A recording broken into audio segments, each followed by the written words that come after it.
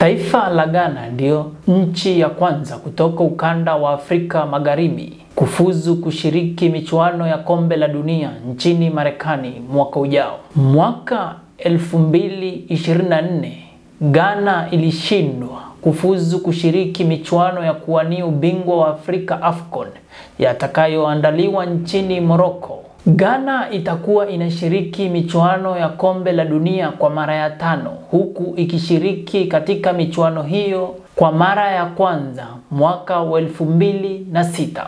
Goalkeeper Benjamin Asare anaitumikia taifa la Ghana amecheza michuano 6, akaweka clean sheet 5 na kufungwa goli 1. Ghana ilijikatia tiketi baada ya kuilaza Comoros goli 1-0. Goli hilo lilitiwa kimiani na mchezaji Mohamed Kudus katika kipindi cha kwanza.